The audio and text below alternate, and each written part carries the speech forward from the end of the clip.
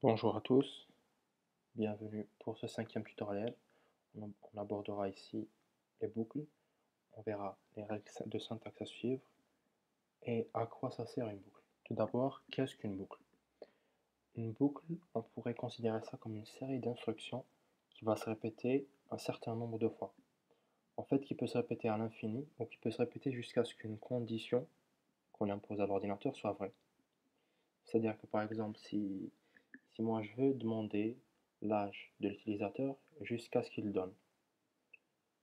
Alors je vais répéter à chaque fois, donnez-nous votre âge, donnez-nous votre âge, et quand il le donne, la boucle s'arrête. Alors à quoi ça ressemble? Il y a trois types de boucles, while, do while et for. La plus simple, c'est while, et la plus utilisée, c'est la boucle for. Et maintenant, on va voir comment tout ça s'écrit et comment on pourrait l'utiliser. Alors while, voilà l'autocomplexion. Alors ici, l'ordinateur va lire les lignes d'instruction les unes après les autres. Il va arriver à ce mot-clé là, while, et là il va lire la condition. Si la condition est vraie, il ne va pas exécuter les instructions. Et tant que la condition est fausse, il va exécuter les instructions une à une, et puis à la fin il va revenir, il va retester. Est-ce que c'est vrai, est-ce que c'est faux? Si c'est faux, on va le refaire.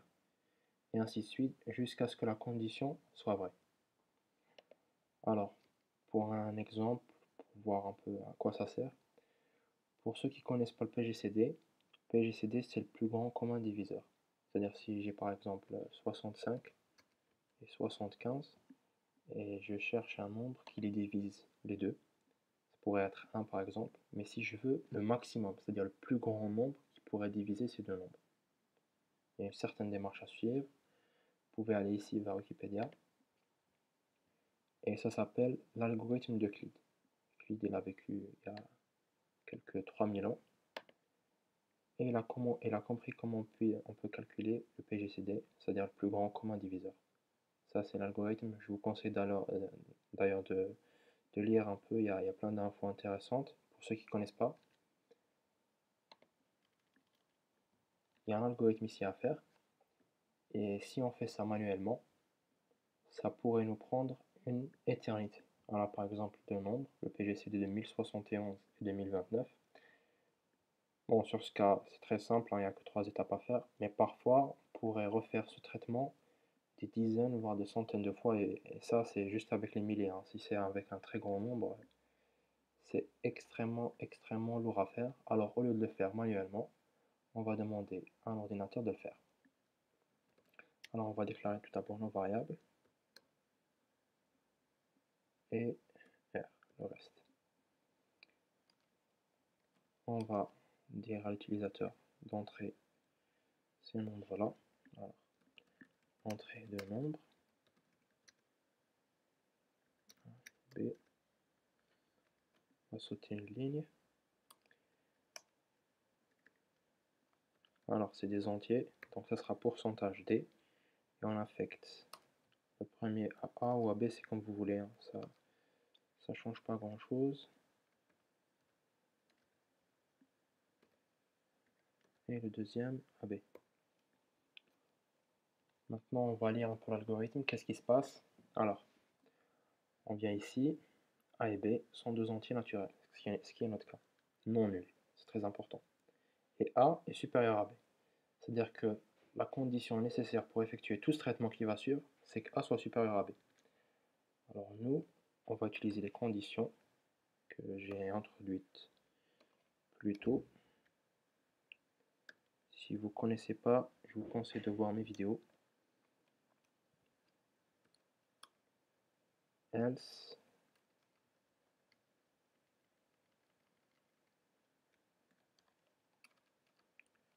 là aussi, vous inquiétez pas pour les erreurs, on va tout corriger.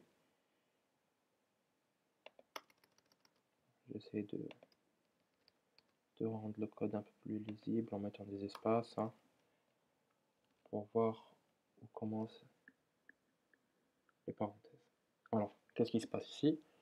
Si A est supérieur à B, calculez le reste, c'est-à-dire qu'on va diviser B, plutôt on va diviser A par B, il y aura un reste.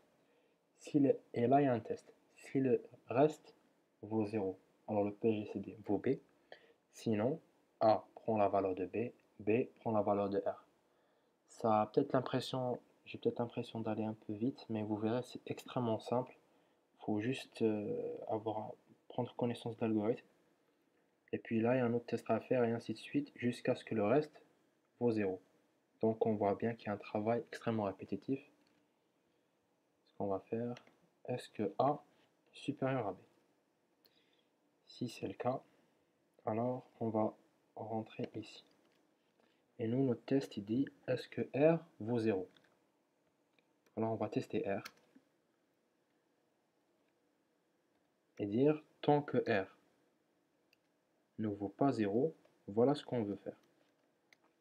Ça, c'est le contraire de égal.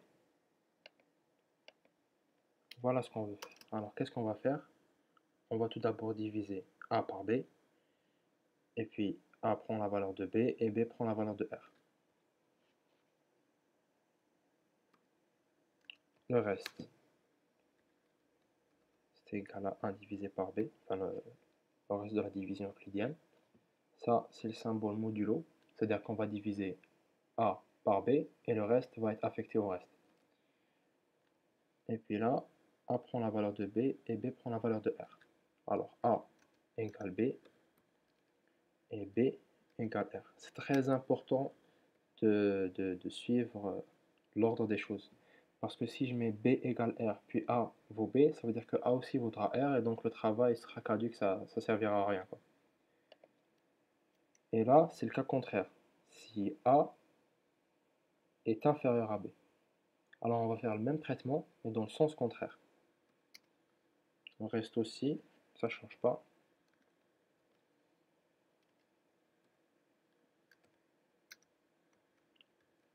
Là, il faut faire attention, c'est B modulo A et non pas A modulo B, parce que B est plus grand, donc c'est B qui doit se faire diviser par A. Et là aussi, il y a un petit changement à faire. B égale A, et puis A égale R. Juste une petite question d'ordre. Puis nous, bien sûr, on va voir le PGCD, donc on va retourner le PGCD, printf, le PGCD de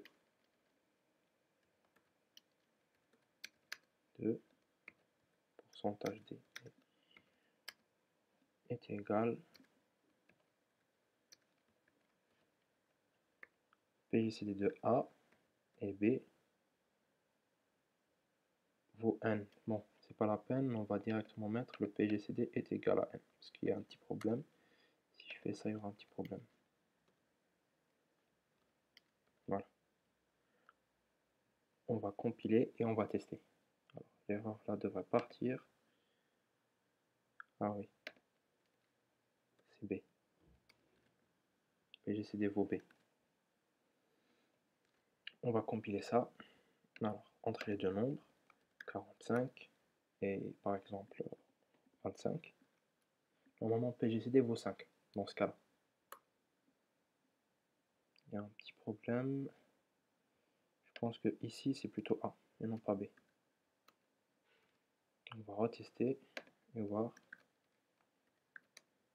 Voilà, le PGCD est égal à 5.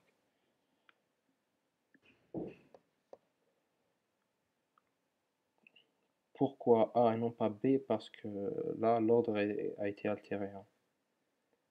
A vaut 45 et B vaut 25. C'est-à-dire qu'à la fin, ici, si je mets le PGCD et là je mets B, c'est-à-dire que je mets R, le reste, et puisque le reste vaut 0, c'est-à-dire qu'ici je vais afficher 0. Donc pour afficher la vraie valeur de B, il faudra mettre A. Et vous pouvez aussi essayer le cas contraire, 25, 45. Il y a aussi un problème, alors ce que je vous conseille de faire, c'est de mettre un printf pour tout le monde. Ici c'est A qu'il faut afficher, et ici c'est B qu'il faut afficher. Alors on va retester nos deux nombres, 25 et 45. Je me suis trompé, excusez-moi. 25 et 45. On va tester avec le cas contraire, 45 et 25. Voilà, la même valeur. Bon, ça sera tout pour cette première boucle while. J'espère avoir un peu éclairci le sujet. Bien sûr, il y aura d'autres exemples. On fera pour la prochaine vidéo do while et for.